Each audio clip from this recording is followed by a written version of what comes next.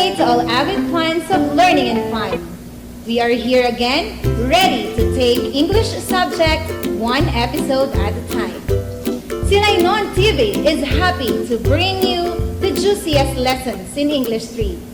Join the fun as we serve English for everyone. I am Teacher Camille Teresa A. Bacanto in the service of Silainon learners. Hello our grade 3 learners! Welcome again to our new episode today. Come on, let us learn new things together. Today, we will have the summarize and restate information shared by others. But before we go further to our lesson, let's have a quick review. Did you enjoy our lesson last week? If you did, let us recall the lesson we had, which was about initiating conversations with peers in a variety of school settings. What are you going to do is, you examine the conversation below. Fill the blanks with words or phrases to complete the dialogue. Again, you are going to examine the conversation below. Fill the blanks with words or phrases to complete the dialogue. Teacher. Good morning, class. Pupil. Teacher, how are you today? Pupil. Teacher, I am glad to hear that. Are you excited to learn our new lesson today? Pupil. Now let us check if we have the same answers on this activity. Teacher. Good morning, class. Pupil. You may answer, good morning too, teacher. Teacher, how are you today? Pupil. You may answer, we are fine, teacher. Thank you. Teacher, I am glad to hear that. Are you excited to learn our new lesson today? Pupil. You may answer, yes, we are, teacher. Good job, kids. You got it right. Today, we will have another exciting experience in English 3. So listen very carefully so that we can learn together while having fun. After going through this lesson, you are expected to summarize and restate information shared by others. Just sit back, relax, and enjoy the learning episode. So let's get started, kids! Our lesson for today is about summarizing and restating information shared by others. We will start our lesson with a short story, Fast Forward, written by Leia and Bautista. Listen attentively as I read to you the short story.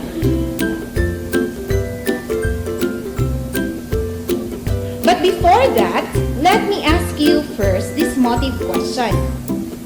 What do you do so that you will not be late in going to school? In this short story I will read to you, Slick the grasshopper was almost late for school. Let us find out what father did to teach him how to manage his time. Now, I will read to you the story Fast Forward by Leia and Bautista. Classes will start late tomorrow. Slick jumped with joy. He said, I need not to hurry. I'll take it easy. I have lots of time to get things done. So, he played with his friends in the yard. They talked and had fun until dinner time. Uh-oh, Slick's father said. Look at the clock's long minute hand. Fast forward it goes. It warns us that time flies so fast. So do first what has to be done while you have time to do it.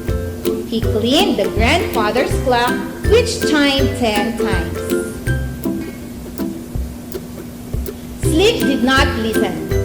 Later, he had to move fast forward like the minute hand of the clock. He worked fast on his homework to get it done. He had to get up early and dress up fast, hoping he would not miss the school bus. But the bus was gone, so Slick skipped breakfast and walked fast forward to school so he would not be late.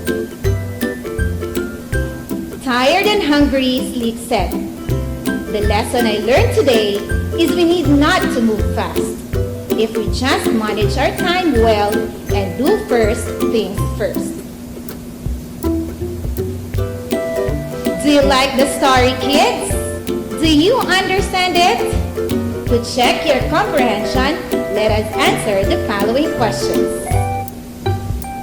Number 1. Who is the character of the story? Very good. The main character of the story is Slick the grasshopper. Number 2. Why did Slick the grasshopper jump with joy? Very good. Slick jumped with joy because their classes will start late tomorrow. Number 3 question. What did he do with his friends? He played with his friends in the yard, talked, and had fun until dinner time. Question number 4. What did Father tell Slick to teach him a lesson? Very good. Father told Slick to do first what has to be done while he still have the time to do it. And what is the lesson of the story? Very good. The story taught us that we have to manage our time well. Time is gold and time waits for no one. Good job, kids! I believe you answered the questions correctly. Now, let us have another activity. Based on the story we had just read, fast forward, here are some pictures showing events from the story. Look at each picture carefully, then explain what is happening in the picture. Picture 1. Picture 2. And picture 3. These pictures do not show the correct order in which the events happened in the story. Which picture shows what happened first? Which picture shows what happened next? And which picture shows what happened last? Let us arrange them in the correct order.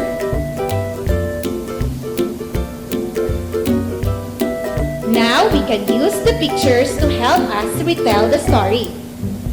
Which picture do you think shows what happened first? What do you think is happening in the picture? Very good! It's picture 3. First, Slick stayed up late chatting and playing with his friends. Which picture shows what happened next?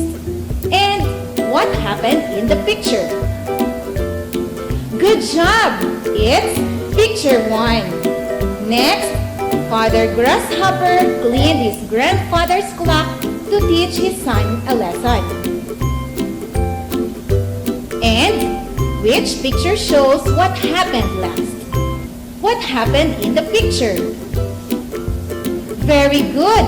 It's picture 2. Finally, Slick went home tired and hungry. He now learned his lessons to do first things first. Amazing work, kids! We had arranged the pictures correctly to show the sequence and summary of the story. To summarize the story fast forward, let us all read together. First, Slick stayed up late chatting and playing with his friends. Next, Father Grasshopper cleaned his grandfather's clock to teach his son a lesson. Finally, Slick went home tired and hungry. He now learned his lesson to do first things first. Very good, kids! Now let us proceed to the meat of today's episode. Let me ask you, what is a summary? When we say summary, it is a shortened version of a story. It retells all the important parts and details of the story. A summary is told in a sequence.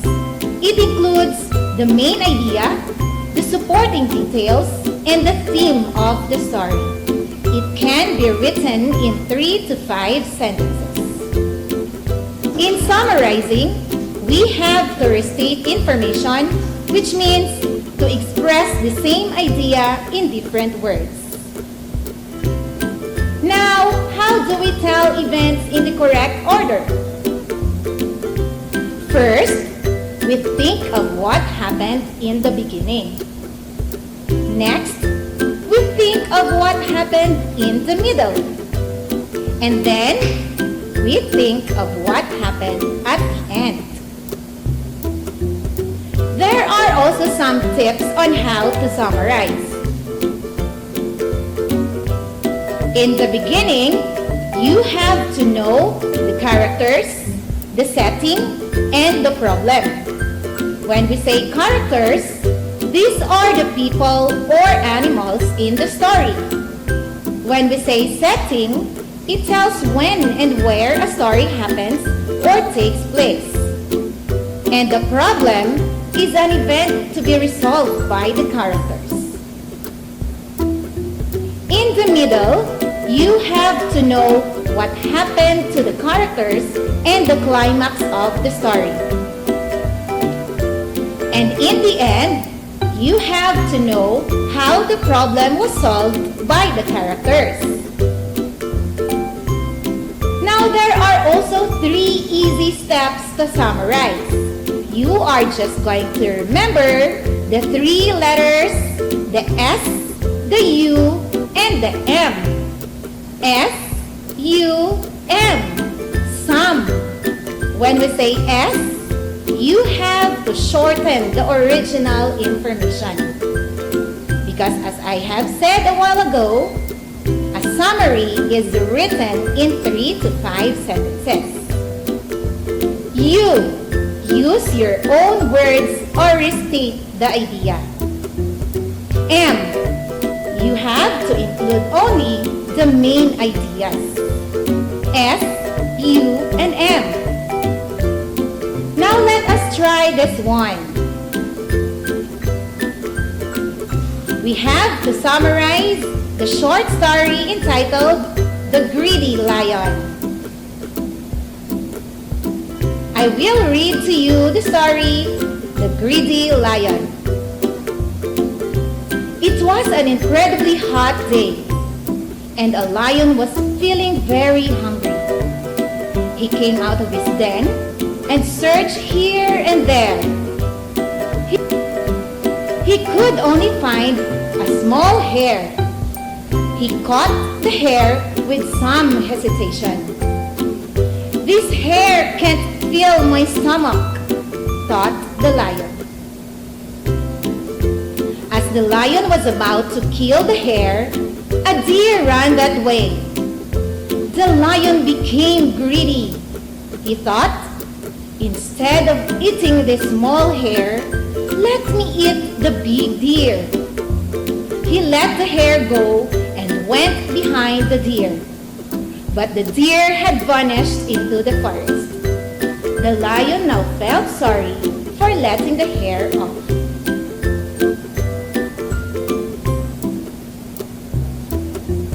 Always remember, kids, the key points in summarizing the story.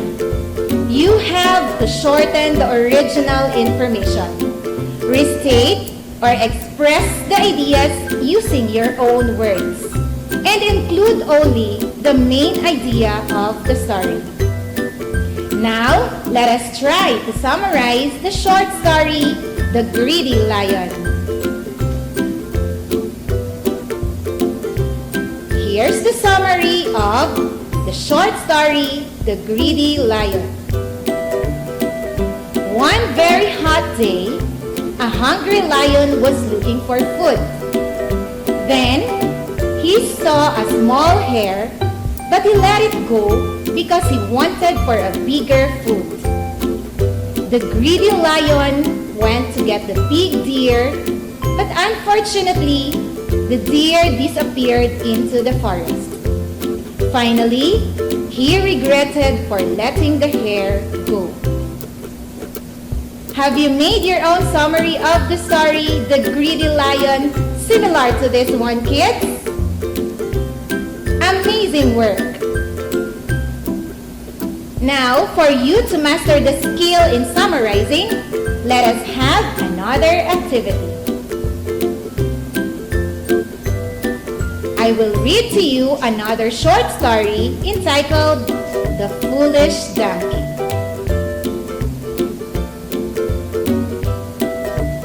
Again, you have to listen very carefully and write down the important details of the story. Because right after that, you will make your own summary of the story. Here it goes. A salt seller used to carry the salt on his donkey to the market every day. On the way, they had to cross a stream. One day, the donkey suddenly tumbled down the stream and the salt bag fell into the water. The salt dissolved in the water and hence the bag became very light to carry. The donkey was happy. Then, the donkey started to play the same trick every day. The salt seller came to understand the trick and decided to teach him a lesson. The next day, he loaded a cotton bag on the donkey. Again, it played the same trick, hoping that the cotton bag would still become lighter. But the dumped cotton became very heavy to carry and the donkey suffered. It learned a lesson. It didn't play the trick anymore after that day, and the seller was happy.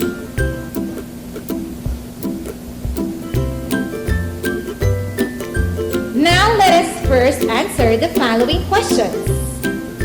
Who are the characters in the story? Very good. The characters in the story are the donkey and the salt seller. Where did the story happen? Good job! It happened on a stream. What happened first in the story? The salt seller went to the market riding on his donkey. What happened to the characters in the story? The donkey always played a trick to let himself stumble in the water so that the salt will dissolve and the bag will become lighter to carry. And the salt seller found out the trick and he taught the donkey a lesson. Now, what is the ending of the story? The donkey didn't play anymore the trick because he learned his lesson already, and the salt seller became happy. Now kids, you are going to write your own summary of the story, The Foolish Donkey. Always remember the key points in summarizing the story. You have to know the characters, the setting, and the problem. You have to restate the information using your own words. And you are going to include only the main ideas of the story. Now kids, this is the summary of the short story, The Foolish Donkey.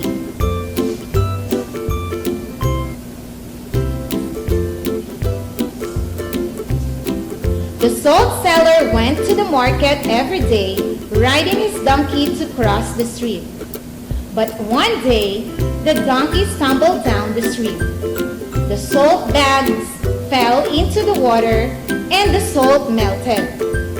The donkey was so happy and played the same trick every day. The salt seller found out about the trick and teach the donkey a lesson.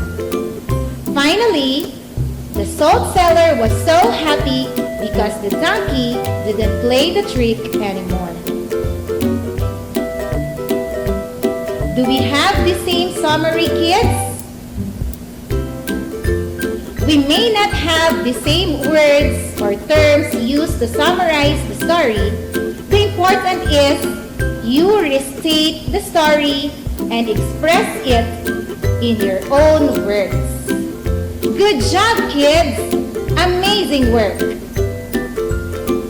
Now, for your additional activity, you have to read one of your favorite fairy tale stories.